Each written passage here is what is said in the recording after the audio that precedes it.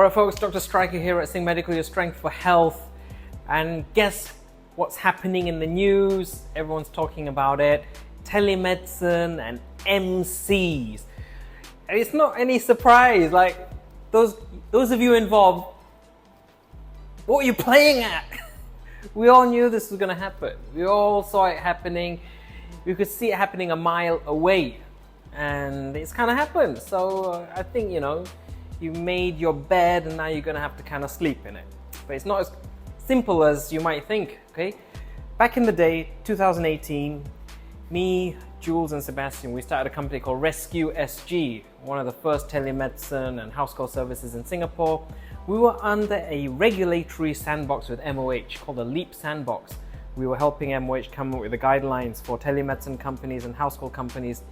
And back then, there's only a few of us. So there was Rescue. At the same time, there was also Dr. Anywhere, Manor Doctor, White Coat, Speed Doc. So we were like, these up-and-coming companies and whatnot. And MOH were very clear. We met up with the MOH guys. They were like, okay, let's do telemedicine like this. There's all kinds of rules. You got to be very specific, very professional. How you deliver the medicines, how you conduct the teleconsults, how you need to verify the ID. There was lots of rules. They even said don't see kids, because of course with kids examination is more important. Telemedicine in itself is not a bad thing. I always say this to people. As doctors, you can ask any doctor. If you have any friends who are doctors as well, they'll tell you, as a doctor, we make 90% of our plans. Like, we make the diagnoses. 90% of that is simply from asking questions, from the history. It's not through physical examination. The physical examination is just to confirm what we already suspect from taking a good detailed history. But these jokers pushed it too far, and we all knew it was happening, and they're not the only ones who were doing it. And they made it very difficult for the rest of us, because now everyone's gonna paint the brush and think that all telemedicine companies are the same. But of course, not everyone's like that. There are companies who are trying to do it properly. Not just us, but others as well. We will do the proper verification, do the consult. We'll try our best to really give you an actual consultation. And of course, the price point reflects that. There's a reason why we charge our teleconsults a bit higher, like a normal consult, and not like peanuts, like what some of these guys were doing, and then doing 100,000 consults a month, 1 second consults. What are you going to check in 1 second? And then MOH has said that the consult records are very long. So you've got a 1 second consultation, but you've written down loads of stuff. And that's why there's twofold problem here. The company itself is gonna be slapped on the wrist very hard by MOH, but doctors are individually accountable.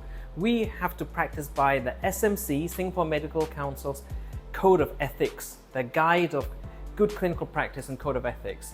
And if you've got doctors pretending to do consultations and write loads of stuff which is fake, basically it means you're lying. And in the eyes of SMC, being a doctor is a noble profession, and we are supposed to maintain that noble identity. So if you're a liar, that's a double whammy. So the company is going to get into trouble, and all of those doctors who were complicit, they are also going to be taken to task. MOH likes to say that. I'm going to take doctors to task. So what do I think about it?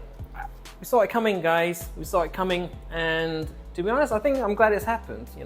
You need to be accountable. It is a noble profession. We're here to help, but not like this, okay?